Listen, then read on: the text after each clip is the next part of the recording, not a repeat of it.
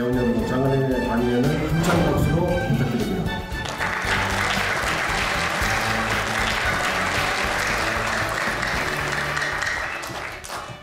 저희 정책 방향은 상생으로 혁신입니다. 문재인 정부의 정책 방향입니다. 제가 미국에 유학 간 게 1986년입니다. 그때 한국의 포니 자동차가 미국에 처음 상륙했습니다. 한편으로는 자랑스러웠고 한편으로는 창피했습니다. 자동차가 너무나 품질이 조악하다고 코미디 프로에서는 조롱했습니다. 한국이 자동차를 수출하니까 전통의 유럽 강국인, 제조 강국인 유고슬라비아가 우리라고 못하겠느냐 해서 유고라고 하는 자동차를 수출했고, 일본, 한국이 했다면 우리도 할 수 있는 거 아니냐 해서 대만이 그 우롱차와 비슷한 울롱이라고 하는 자동차를 수출했습니다. 그 자동차들은 지금 다 박물관에 가 있습니다. 그리고 현대자동차는 지금 세계 5대 자동차 메이커가 됐습니다. 1983년 삼성이 반도체를 시작하겠다고 선언합니다.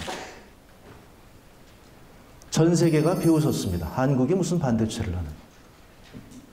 일본의 미쓰비시 연구소가 한국이 삼성이 반도체 사업에서 실패할 수밖에 없는 5가지 이유라고 하는 보고서를 만들었습니다. 보란듯이 삼성은 곧 세계 1위 메모리 반도체 회사가 되었습니다. 저는 현대차와 삼성이 인류 역사상 가장 위대한 혁신 기업 중에 하나라고 생각을 합니다.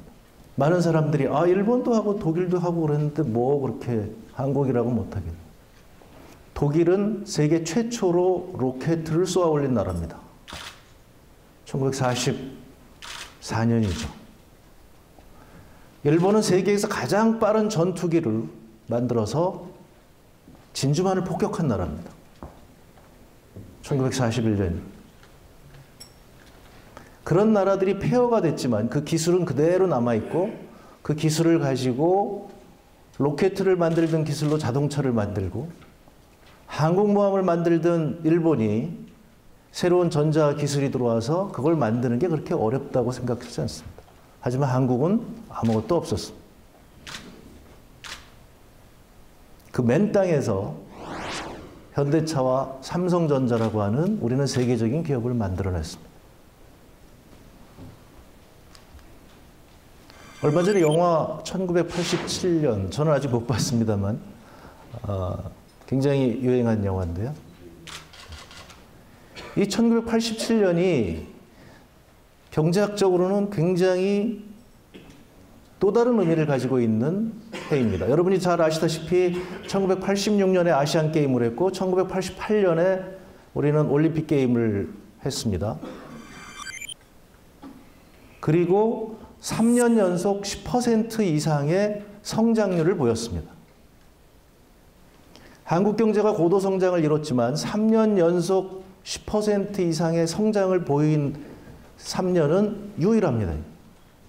그 한복판에 1987년이 있습니다. 문제는 그 다음입니다.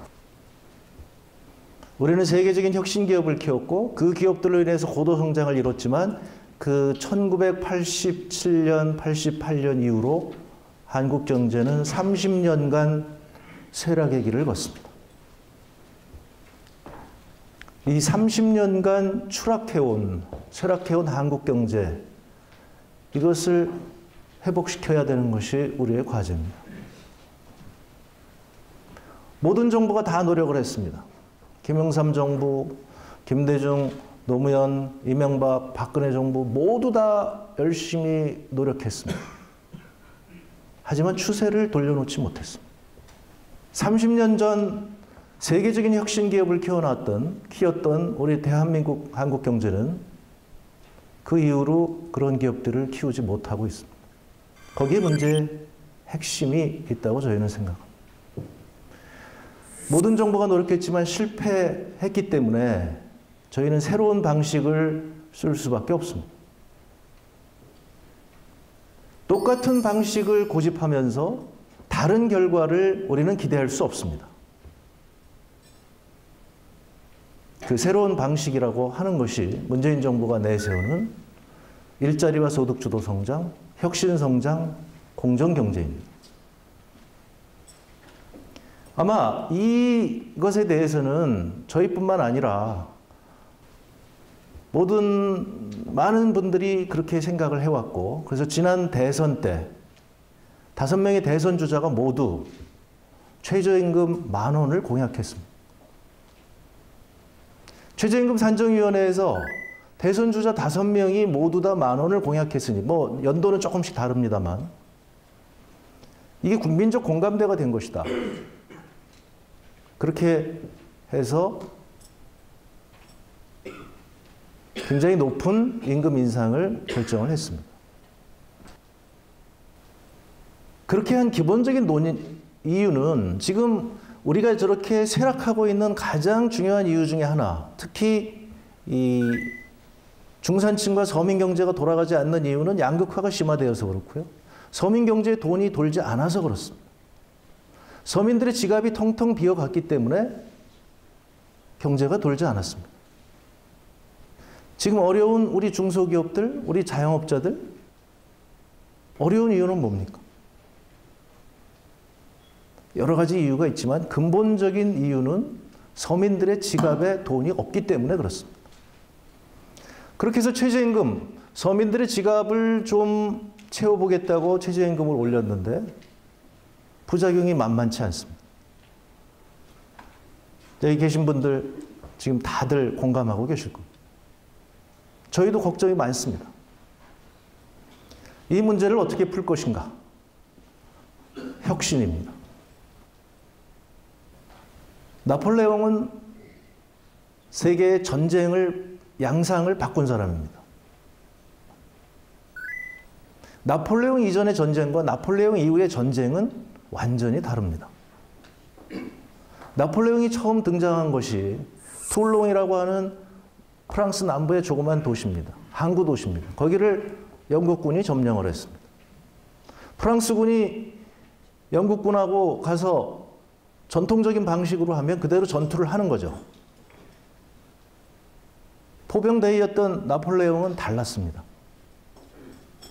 저기 툴롱이라고 하는 항구, 저 위에 옆에 조그만 고지가 하나 있는데 저기다가 포를 갖다 놓는다면 그러면 영국 해군의 그 함대가 포에 노출이 될 것이고 그러면 그것을 두려워하는 영국 함대는 저절로 물러날 것이다.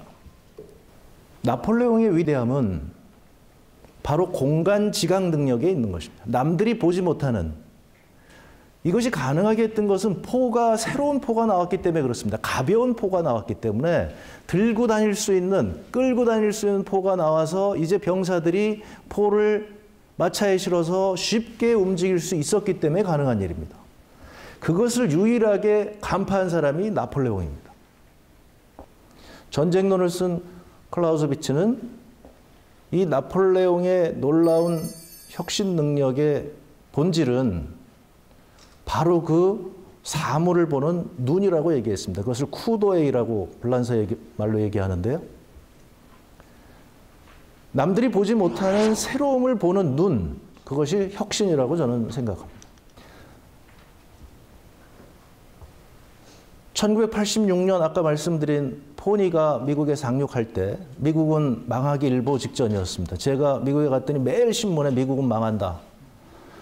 일본 기업들이 맨하탄 땅을 막 사들이고 있었고, 그리고 미국의 도로에는 전부 독일 자동차들이 굴러다녔습니다. 우리가 2차 세계대전을 이겼는데 이제 전쟁에서 미국은 패하기 시작했고, 우리가 진주만 폭격에서는 이겼지만 이제 우리 미국 땅을 일본이 다 사들이고 있다. 미국에서 큰 논쟁이 벌어졌습니다. 자, 우리 일본식으로 갈 것인가 독일식으로 갈 것인가. 여러분도 아시다시피 독일은 공동결정제라고 해서 노동자와 경영자가 함께 결정을 합니다. 일본은 상명하복 방식, 그리고 그 미국 사람들로서는 이해하기 어려운 사무라이 정신에 의해서 충성스러운 그런 정신으로 일본 기업은 저렇게 됐다. 자, 우리가 일본 방식으로 할 것이냐, 미국 방식으로 갈 거, 독일 방식으로 할 거냐. 이것이 매일 미국 신문에서 논의되던 시기입니다. 그때 일본 자동차들이 막 들어오니까 저기를 한번 연구를 해야 되겠다고 미국 국방부와 미국 과학재단에서 돈을 대서 무려 500만 달러를 MIT 대학에 제공을 합니다. 그래서 일본의 자동차 기업을 연구하기 시작합니다. 그 결과가 1991년 책으로 나오는데 책 제목이 세상을 바꾼 기계입니다. 세상을 바꾼 기계 도요타입니다. 이 사람들이 연구를 시작하면서 얼마 지나지 않아서 일본의 자동차 회사들 중에서도 한 기업이 다른 회사들과 다르더라. 그게 도요타입니다. 미국에서 연구를 계속합니다. 도요타 연구를. 저 기업은 뭐가 다를까? 나중에 하버드 경영대학원에서 결론을 내립니다. 도요타의 린 방식이든 간판 방식이든 이것이 다 좋지만 도요타 생산 방식의 가장 특징은 Thinking Production System, 생각하는 생산 방식, 생각하는 노동자, 공부하는 노동자입니다. 도요타에서는 처음 입사하면 그 신입사원을 생산 라인 한복판에 원을 그려놓고 쳐다보게 합니다. 무엇이 결점이 있는지 찾아봐라. 개선할 점이 무엇이 있는지 찾아봐라. 제가 아까 말씀드린 대로 나폴레옹이 가지고 있는 그 눈을 키우는 것을 도요타는 처음부터 훈련을 시키는 것입니다. 미국이 도요타를 연구하면서 결론을 내립니다. 우리는 미국식으로 간다. 그리고 구글이 나옵니다. 구글을 가보면 이건 회사가 아니죠. 놀이터죠. 미국에서 많은 연구가 이루어집니다. 사람들은 언제 창의적이 되는가. 그리고 미국 방식으로 가는 것입니다. 제가 장관으로 취임하고 나서 우리 부서는 앞으로 스크럼 방식으로 갑니다. 최근에 많이 유행하고 있는 조직이론입니다. 우리 대표님들도 이미 많이 알고 계시리라고 생각합니다. 스크럼 방식, 스크럼 조직이론에 여러 장점들이 있는데 여기에 핵심은 정보에 있습니다. 아까 도요타 방식이 생각하는 노동자라고 한다면 이 스크럼 방식의 핵심은 그 생각하는 노동자들이 정보를 모아서 그리고 의사결정을 하는 방식이 여기 스크럼의 핵심입니다. 경제학에서 시장 경제가 가장 효율적이라고 하는 이유는 시장 가격이 정보를 모든 사람들에게 전달하기 때문에 그렇습니다.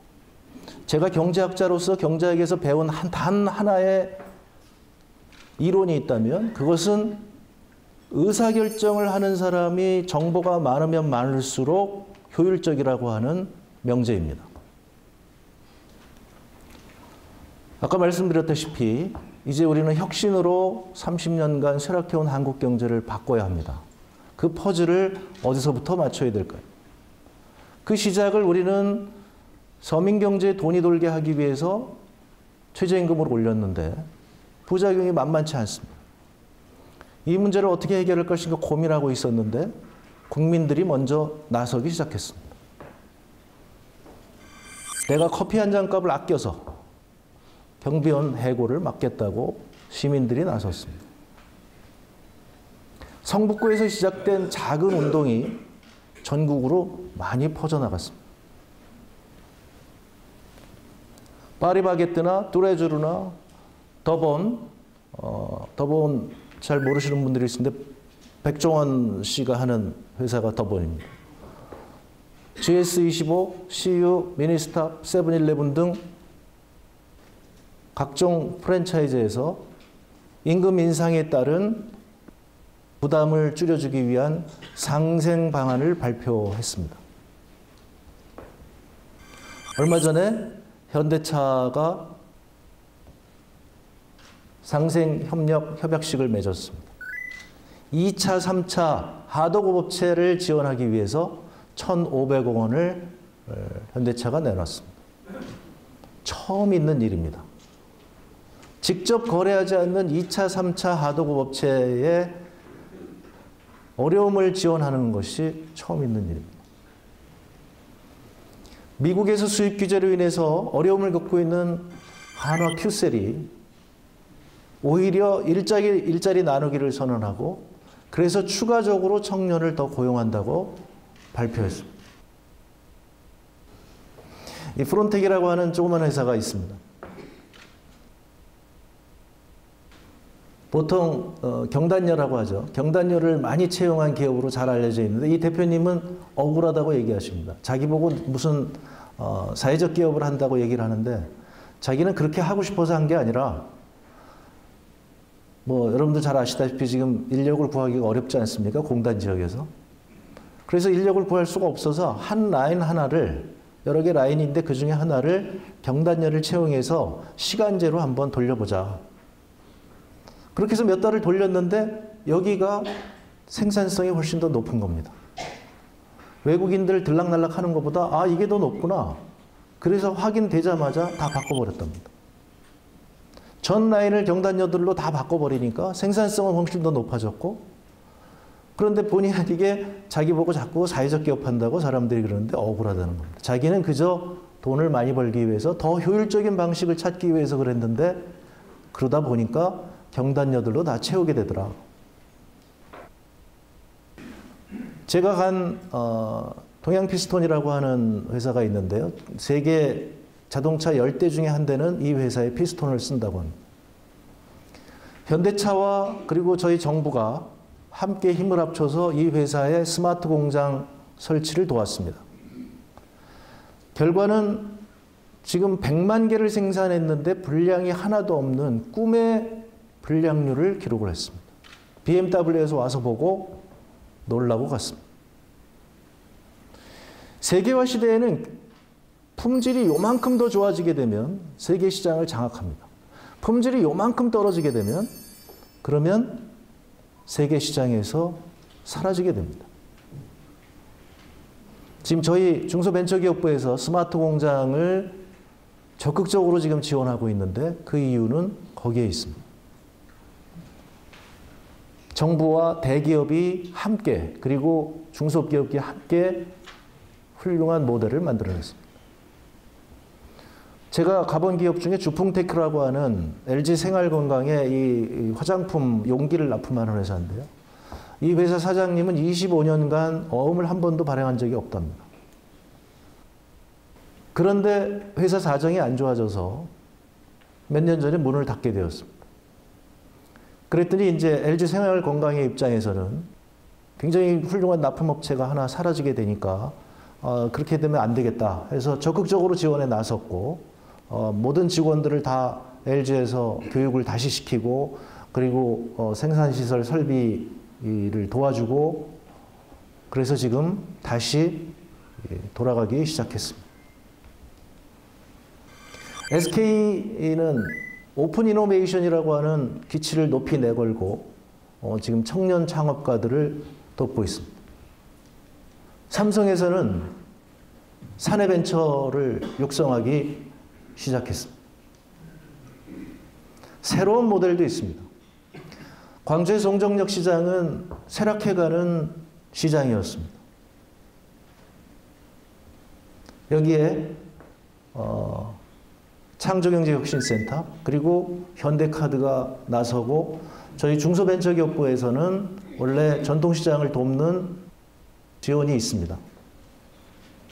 힘을 합쳐서 1913 송정역 시장이라고 만들었고요. 바꿨고요. 여기를 가보시게 되면 그대로 옛날 모습이 그대로 남아 있으면서 마치 영화관에 무슨 영화 스튜디오 같은 모습을 보이고 있는데요. 거기에 새로운 젊은 사람들이 기발난 아이디어 기업들이 상점들이 들어가서 지금은 사람들이 찾는 명소가 되었습니다. 얼마 전 다이소가 상생 방안을 발표를 했습니다. 지금 대한민국에 불고 있는 이 상생의 바람, 오늘 제가 이렇게 쭉 얘기하는 거를 이렇게 보시면 여러분이 그동안 언론에서 못 보시던 거죠. 이것이 중국에서 유명한 얘기인데요. 인정에도 맞고 이치에도 맞는다. 이론에도 맞는다는 얘기입니다. 많은 분들이, 학자들이 최저임금 인상에 대해서 걱정을 하는데요. 부작용에 대해서 걱정을 하는데 제가 이렇게 얘기를 합니다. 최저임금 인상에서 경제 좋아졌다는 얘기, 나빠졌다는 얘기, 논란이 굉장히 많은데 최저임금 인상과 동시에 정부가 5조 원이라고 하는 돈을 지원을 하고 대기업서부터 저렇게 전통시장까지 모두 나서서 이렇게 이 어려움을 극복하자고 한 사례가 있는가? 만약에 우리가 이것을 성공한다면 경제학 교과서에 남을 저는 굉장히 중요한 사례가 될 것이라고 생각합니다. 5조 원을 서민들의 지갑에 직접 지원한 것은 없습니다. 이런 사례가. 우리가 경제가 어렵다고 국회에서 추경을 마련하는데 대개 추경한 10조 원을 마련한다고 하더라도 그것이 뭐 건물 짓고 이런 데 다 돈이 들어가는 거죠. 서민들의 지갑에 직접적으로 돈이 1년 동안 5조 원이 지급되는 경우가 없습니다. 현장에서는 너무 어려우시죠. 네. 이 어려움을 저는 극복한다면 한국 경제는 30년간의 쇠락에서 바뀔 수 있으리라고 생각합니다. 지금 우리가 만들어야 되는 것은 삼성전자와 현대차와 같은 혁신기업을 또 만들어내는 일입니다. 젊은 청년들이 지금 나서고 있습니다. 루미르라고 하는 조그만 이제 창업한 뭐 창업이라고 할 것도 없습니다. 그냥 젊은이가 하나의 발명품을 만들어냈습니다. 쓰고 남은 기름으로 등을 밝히는 그런 발명품입니다. 왜냐하면 아직도 제3세계에는 전기가 안 들어가는 데가 많거든요. 그래서 원래는 등유나 이런 걸 가지고 전기를 만드는 것을 생각을 했는데 그 동네를 가보니까 폐식용유를 많이 쓰더라 이거예요. 그래서 폐식용유로 전기를 하도록 개량을 했습니다. 이노마드라고 하는 여성 벤처기업가가 만든 기계입니다. 조그만 하천에서 전기를 생산할 수 있는 소형 발전기를 만든 거죠. 이게 의외로 지금 미국에서 잘 팔리고 있습니다. 등산 갈 때 이걸 가지고 간다. 제3세계에 전기가 없는데 굉장히 유용한 수단이 될 겁니다. 애들 공부하는데. 지금 아까 말씀드린 이 루미르라고 하는 이것은 LG 글로벌에서 GS 글로벌에서 지금 지원을 하고 있고요. 제가 얼마 전에 갔던 힐세리온이라고 하는 회사 역시 세운 지 얼마 되지 않은 회사입니다. 저희 중소벤처기업부에서 지원하는 창업사관학교 출신인데요. 가천대 의대를 졸업하고 그리고 나서 휴대용 초음파 진단기를 만들었습니다. 보통 초음파 진단기 1억 원에 가까운 그것을 지금 1,000만 원 이하대로 낮춰서 개발을 했습니다. 저는 이런 친구들이 다시 삼성전자와 현대차와 같은 대기업으로 30년 후에 도약할 수 있다면 저는 한국 경제는 다시 살아날 것이라고 생각을 합니다.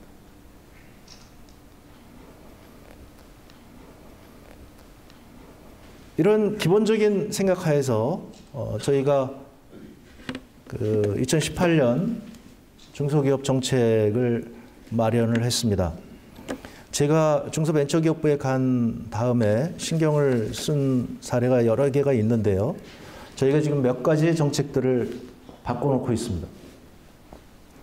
1월 31일 날 민간 주도로 성장하는 벤처 생태계를 만드는 그 벤처 생태계 개선 방안을 저희가 발표했습니다. 여러 가지가 있지만 핵심만 말씀드리면 정부는 한 발짝 뒤로 물러나겠다는 겁니다. 정부는 정부의 역할이 있고 시장은 시장의 역할이 있습니다. 정부가 지원을 한다고 하면서 시장에 너무 깊숙이 개입하다 보니 시장이 살아나질 않습니다. 제가 굉장히 가슴 아프게 생각하는 게 우리가 이스라엘보다 훨씬 많은 이른바 모태펀드라고 여러분 잘 아실 건데 그 돈을 지원을 했는데 이스라엘 요즈마 펀드는 5년 동안 딱 지원하고 빠졌습니다. 그런데 이스라엘 벤처 캐피탈 시장은 활활 잘 작동하고 있습니다. 한국은 아직도 많이 부족하다고 합니다. 이스라엘보다 몇 배나 많은 돈을 정부가 집어넣는데 아직도 우리 시장은 살아나지 않고 있습니다. 정부의 역할은 시장을 살리는 데 있는 것이지 정부가 너무 깊숙하게 개입해서 시장이 위축되면 되지 않는다는 것이 저희 생각입니다. 지원액은 느리되 정부는 한 발 뒤로 빠지는 것이 맞다는 것이 저희 생각입니다. 대기업이 그래서 그전까지는 모태펀드가 주도하던 벤처 캐피탈 시장을 이제는 민간이 주도하는 방식으로 저희가 바꾸기로 했습니다. 민간이 제안서를 내면 그러면 저희가 그것에 대해서 지원을 하되 요즈마에서 했던 거대로 40%를 저희가 지원을 할 것입니다. 40%를 지원한다는 것은 개입하지 않겠다는 얘기입니다. 그렇게 해서 시장을 살리는 것이 모태펀드의 원래 기능이다. 원래의 기능으로 가자고 얘기한 것입니다. 말도 많고 탈도 많았던 창조경제혁신센터입니다. 얼마 전에 이것도 개편 방안을 저희가 발표했습니다. 역시 핵심은 정부가 손을 떼는 것입니다. 한 발짝 뒤로 물러나서 그동안 정부가 19개 혁신센터를 통제했다면 제가 3가지 원칙을 제안했습니다. 자율적으로 19개 혁신센터들이 자유롭게 경영하도록 하자. 창업기업을 돕는데 그 지역마다의 특색이 있을 것이다. 그래서 첫 번째가 자율성입니다. 그러다 보면 19개가 다양하게 될 것이다. 두 번째가 다양성입니다. 대신에 거기가 폐쇄적으로 되면 안 된다. 해서 개방성 3가지를 제가 원칙으로 제시했습니다. 앞으로 창조경제혁신센터는 자율성, 다양성, 개방성을 원칙으로 해서 운영될 것입니다. 그래야지만 창의적인 생각이 교환이 됩니다. 오늘 이 경영포럼이 저는 너무나 이게 중요하다고 생각하는데요. 이런 자리들이. 지금 우리가 부족한 것은 뭐냐면 우리가 창업을 지원한다고 건물은 많이 짓습니다. 그런데 제가 생각하기에는 미국 실리콘밸리의 핵심은 카페거리에 있다는 겁니다. 카페에서 사람들과 만나면서 같이 밥 먹고 그 유명한 사람들이 지나면서 거기 카페에서 지나가다가 만나고 그러다가 한마디 귀동냥하고 바로 이런 만남의 장소, 오늘 이런 경영포럼과 같은 이런 서로 지식을 공유할 수 있는 이런 자리가 굉장히 중요한데 우리는 그런 것이 굉장히 부족합니다. 그래서 제가 제안했습니다. 한국형 테드를 만들자.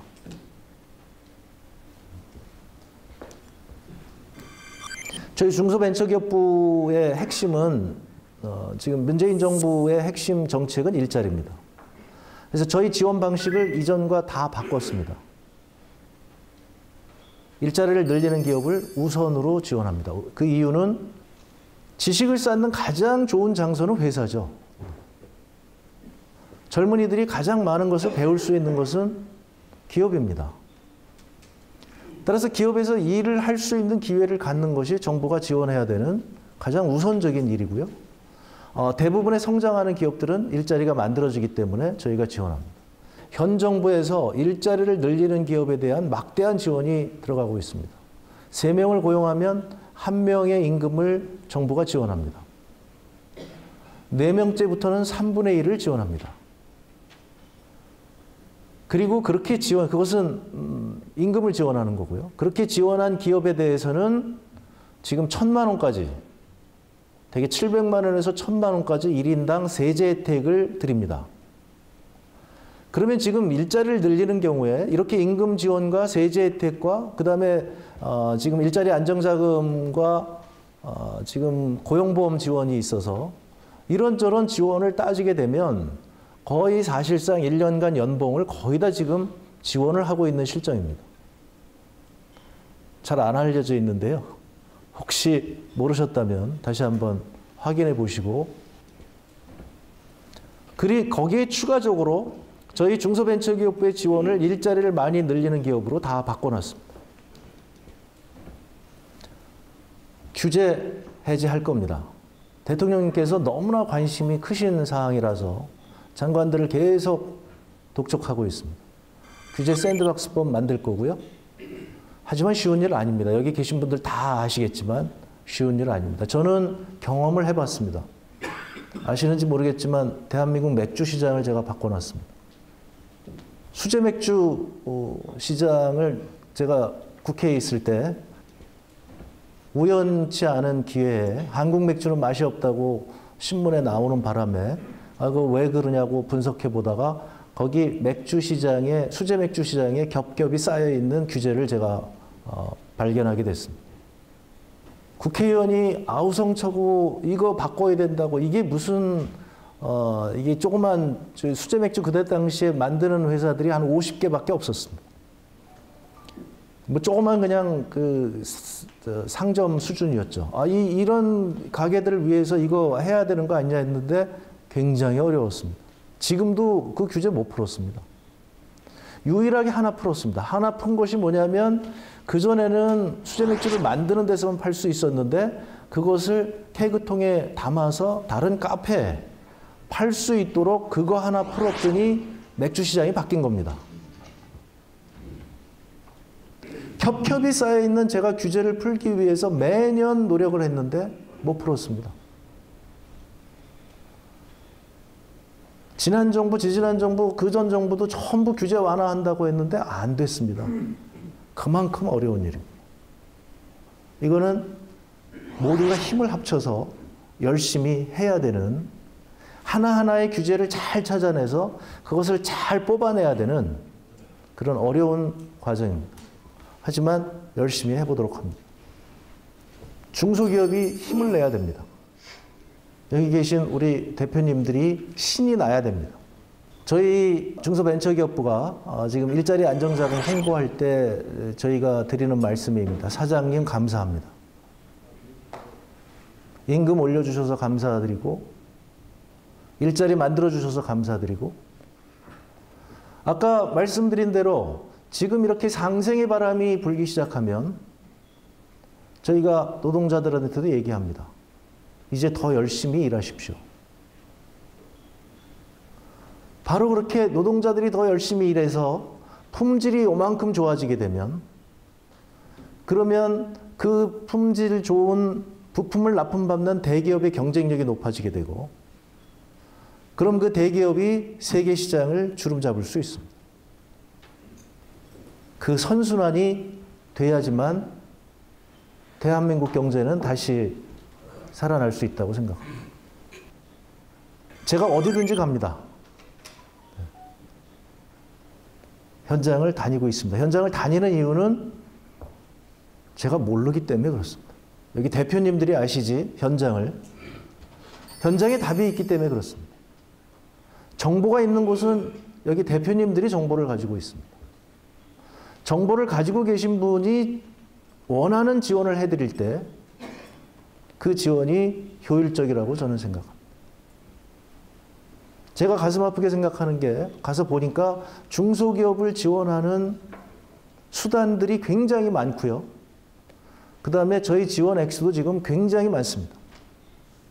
저희 예산이, 중기부 예산이 지금 8조 5천억에 달합니다. 그런데 현장에서는 여러분들이 체감하지 못하고 있습니다. 그 이유는 현장에서 원하는 지원이 아니라 정부가 칸막이 쳐놓고 우리가 이런 지원을 하니까 와서 받아가세요, 이런 방식의 지원이었기 때문이라고 저는 생각합니다. 그래서 저희가 지원 방식을 지금 바꾸고 있습니다.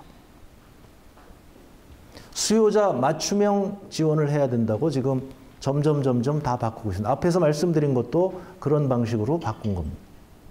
여러분들이 더 적극적으로 저희한테 얘기를 해주시기를 부탁을 드립니다. 이런 지원이 필요하다. 제가 얼마 전에 여기 남동공단의 화장품 가게에 왔는데 화장품 제조 회사에 왔었는데 그때도 굉장히 좋은 얘기를 해주셨습니다. 우리가 지금 수출을 14개 국가를 하고 있는데 정부의 지원을 거의 받지 못한다. 제가 보기에는 그 기업은 14개 기업의 화장품을 수출하고 있는 이런 회사라면 정부가 지원을 할 때 다른 나라에도 수출하기가 굉장히 쉬울 건데 그런 지원은 지금 현재 받기가 쉽지 않다는 게 현장의 목소리였습니다. 제가 생각할 때 수출을 못하는 기업을 100만 불로 올려놓는 건 굉장히 어렵지만 100만 불 수출하는 기업을 1000만 불로 올려놓는 것은 상대적으로 더 쉽다고 생각합니다. 그래서 저희가 일관 지원 체계라고 하는 새로운 방식을 지금 도입하고 있습니다. 그래서 기술 지원, 금융 지원, 인력 지원, 마케팅 지원, 수출 지원 그 필요한 지원을 해드리는 방식으로 우리가 바꾸자고 지금 가고 있습니다. 두 번째는 정보를 가지고 있는 분들이 제안하는 방식을 그걸 지원하는 것이 좋겠다. 아까 말씀드린 대로 모태 펀드를 먼저 나서기보다는 민간의 펀드가 나오게 되면 저희가 지원해드리고 저희가 전통시장 지원 방식도 있는데 예전에는 이거 지원해드립니다 했는데 이번에 새로운 방식으로 바꿨습니다. 민간이 송정역 시장처럼 이렇게 바꾸겠습니다 하고 제안을 하게 되면 그것을 지원하는 방식으로 바꿨습니다. 민간에서 저 기업은 R&D를 하면 될 것이다. 그게 지금 팁스 방식이라고 해서 저희가 R&D 지원을 하고 있는데요. 민간에서 그렇게 지원을 하는 그런 기업들에 대해서 저희가 뒤따라가서 지원하는 방식으로 바꾸고 있습니다. 대기업이 지원하는 것이 가장 효과가 크다고 합니다. 왜냐하면 대기업이 기술력이 뛰어나고 정보력이 뛰어나기 때문이죠. 그래서 저희가 대기업들한테 지금 부탁드리고 있습니다. 제발 창업기업들 지원해 주십시오. 중소기업들 지원해 주십시오. 그러면 저희가 쫓아가서 지원해 드리겠습니다. 대기업들이 자기 하도급 기업들 지원하게 되면 그런 굉장히 품질이 좋아져서 대기업 스스로를 좋아지게 만드는 거죠. 그렇지 않은 창업기업들을 지원하게 되면 그거 자체도 그쪽의 기술력을 높이게 되어서 대기업에게 유리하게 될 것입니다. 많은 분들이 잘 모르시더라고요. 저희는 지금 대기업의 M&A를 지원합니다. 얼마 전에 신년회 경제인 신년회 가서 제가 회장님들한테 그런 말씀을 드렸더니 금시초문인데요 이렇게 얘기를 하시더라고요. 네, 문재인 정부는 대기업을 적극 지원합니다. 대기업이 정보를 갖고 있기 때문에 그렇고요. 그 기업들이 상생을 하는 것을 저희는 적극 지원합니다. 저희가 목표로 삼는 것은 이제 중소벤처기업부는 서비스 기관으로 거듭나겠다는 것입니다. 저희의 경쟁 상대는 대기업의 서비스 기관입니다. 그때가 될 때까지 열심히 노력하겠습니다. 여러분들의 많은 성원을 부탁드리겠습니다. 고맙습니다.